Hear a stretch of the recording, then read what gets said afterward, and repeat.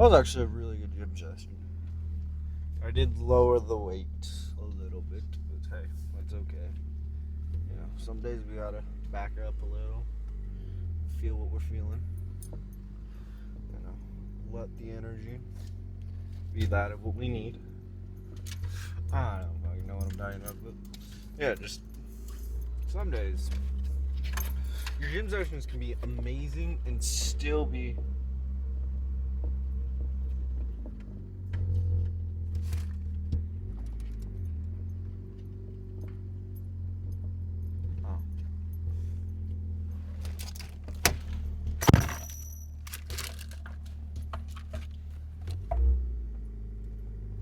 that was sucks. I cannot believe how easy some days are. Like, the gym is one of the easier things I do. Getting there is the hardest part for me. Going off of being just tired and stuff like that, but that does not mean I'm not going to try and make it my very best. Like, some days I might miss a day, but I'm going to go after the day after and make sure I'm going. Like, if it is not a designated rest day and I miss, it sucks. That's not my rest day. I don't care. That's the thing. So that's like the biggest thing for me, is always understanding that sacrifices have to be made if you want to reach your goal.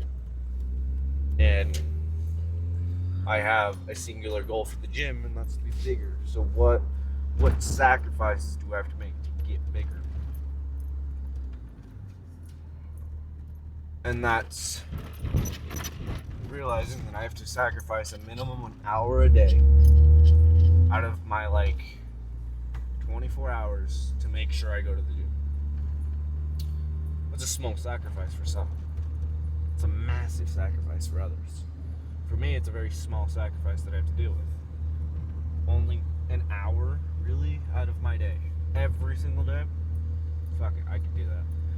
Or, depending on my split, it's every two, let's do it. It's about, I do the math now. It's not every single day that I have to do an hour out of it, but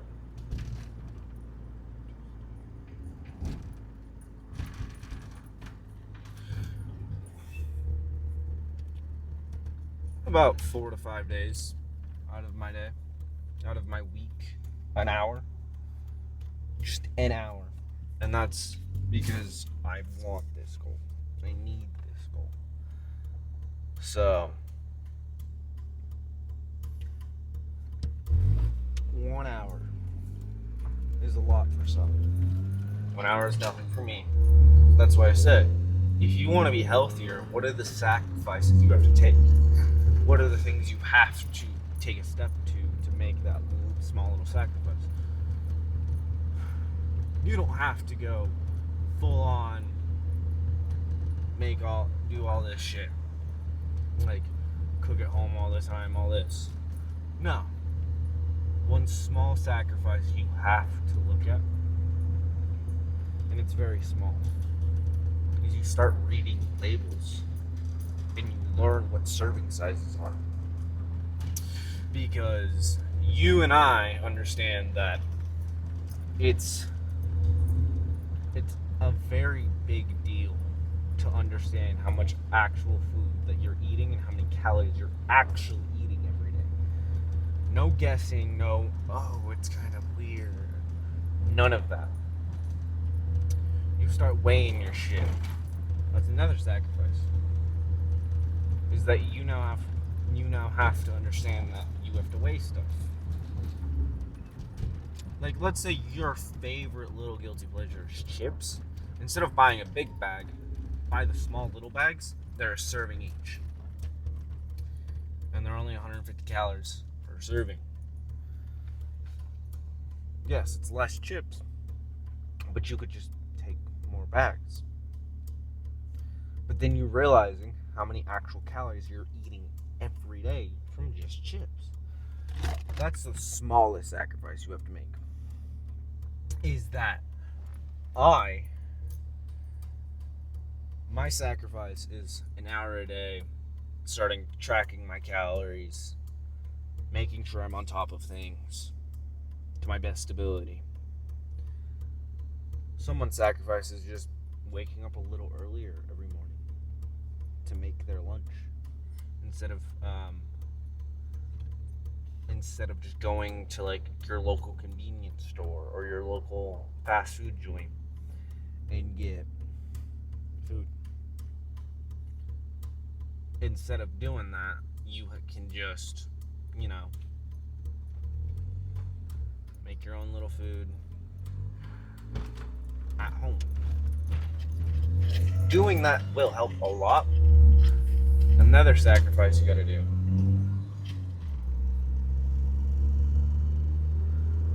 is walking a little more. My suggestion for most people is walk a minimum of 10,000 steps every single day. It makes your life a lot easier. The more steps you do, the longer you'll live. Everyone wants to live longer, right? Because the longer you live, the more likely you are to be successful. The longer you have the ability to see the next generation grow. Now, if that's not your goal, whatever, that's cool. But when you get older, you're going to realize you might have squandered something. You have a regret. But you don't have much time. But if you did more cardio every day, like you did walking every single day, you kept up with your health. You just did a little walk every single day. Like you don't even have to walk a mile every day. Just walk half a mile every day. And the reason I'm saying half a mile is because people don't understand how little half a mile actually can be. Like, half a mile is about 2 to 3 blocks, from what I remember.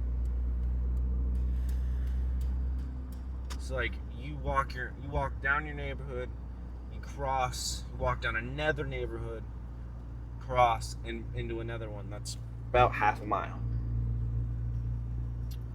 You know how easy that is without thinking. You can walk that much.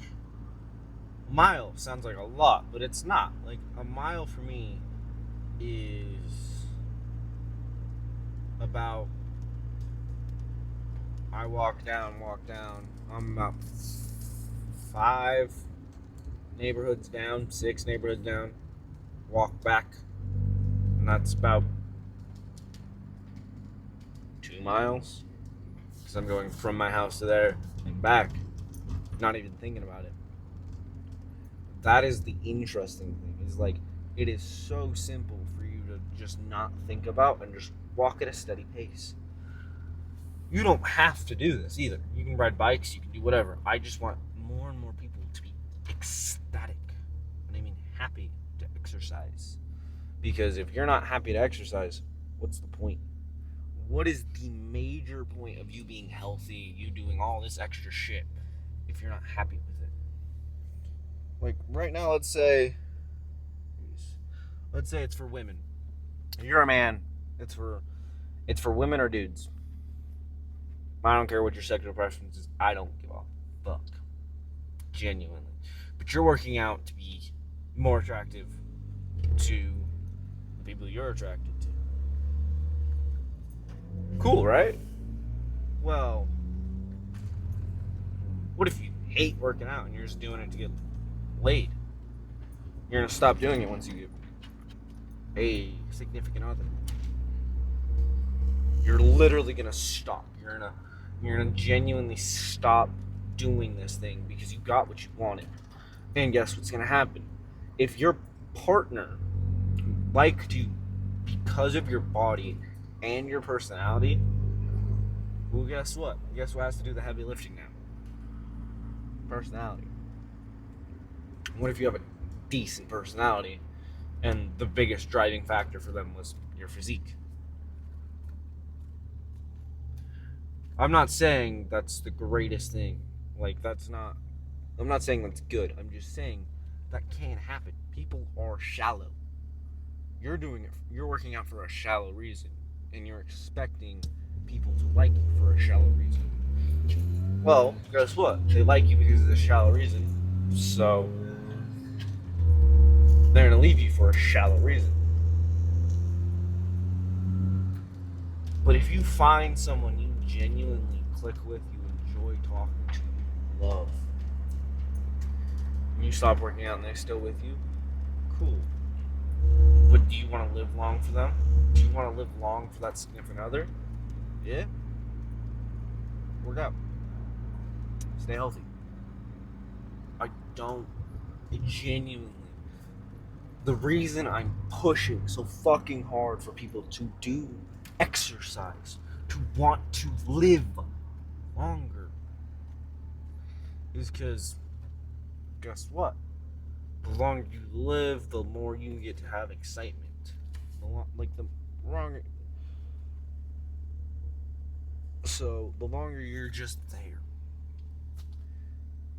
you have to realize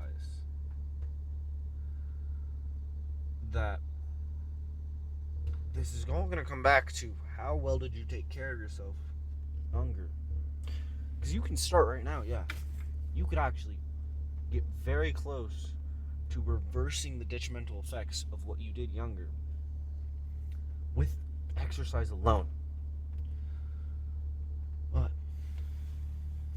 if you start younger, like you start right now, I don't give a fuck how old you are. Younger is starting at this very moment for me.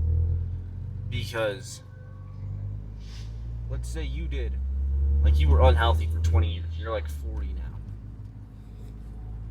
Those 20 years you're never going to get back. But let's say you stay healthy, like continuing to do exercise, being happy all the time, trying to make sure you are living longer. That's what's going to happen. You just added 10 more years to your life. At some point, there is a bell curve that you can't add any more longevity to your life. But you can outlive most of the people you know. You can actually live long enough to say you were older than your great-grandpa. You can live long enough to say you were older than your grandparents. You can live long enough to say, damn, I've seen 2 different generations. I've lived through so much different shit, and yet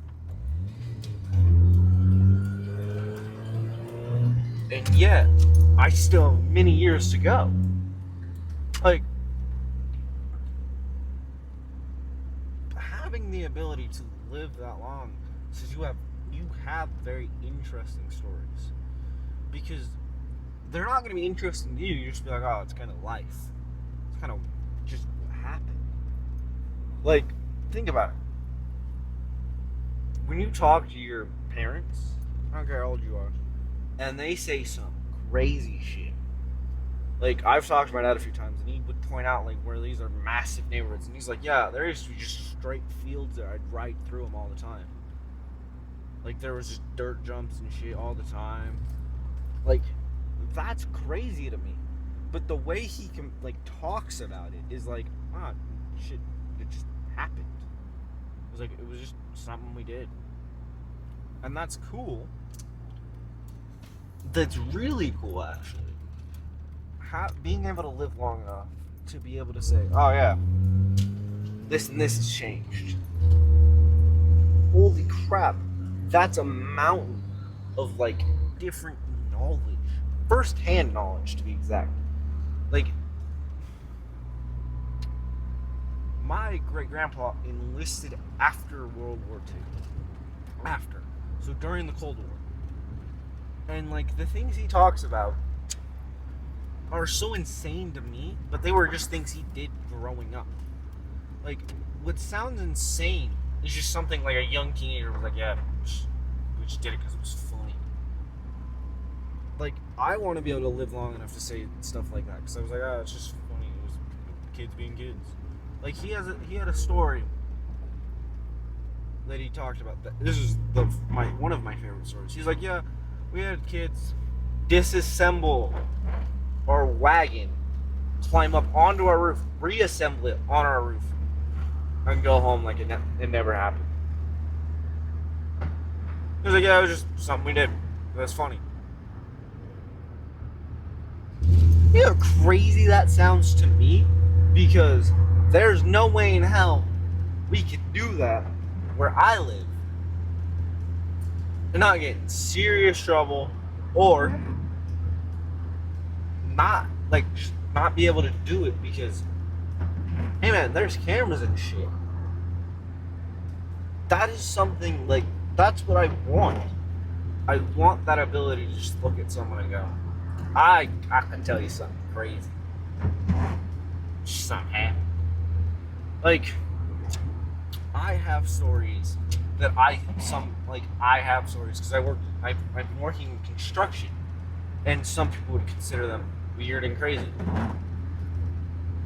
But they're not really that weird to me because it's just what I do.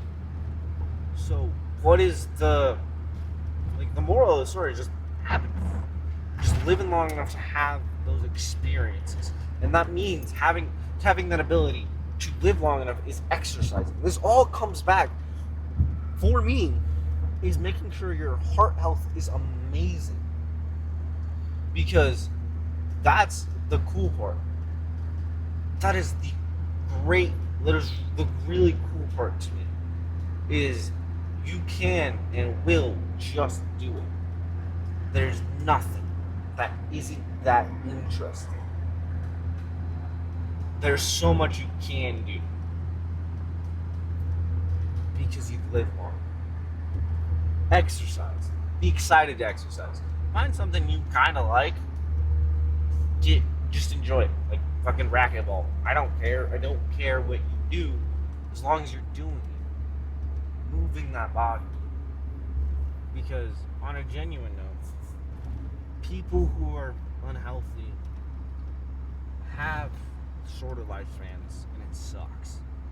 Because we have all this medical knowledge saying that we can live longer if we do this and this, and then we have medical knowledge keeping these people alive. What's the point? They're not going to take care of their health, but they're going to spend thousands of dollars to keep themselves from dying, when all of it could be solved with something as simple as exercise. You just don't want to do it. That's why they keep doing this. Have a good day. Have a good night. Okay.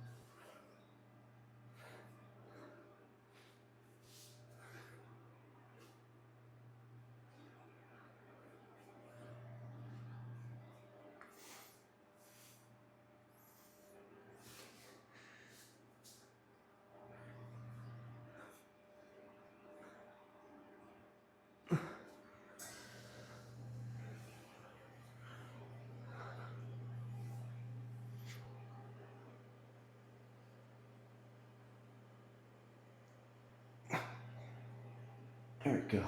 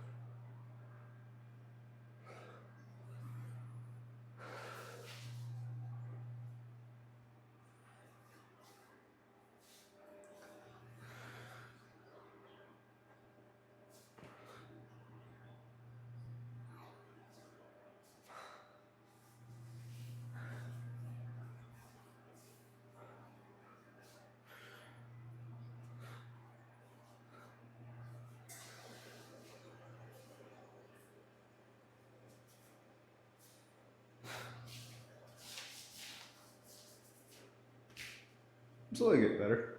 Slowly get leaner. That's fine. Okay.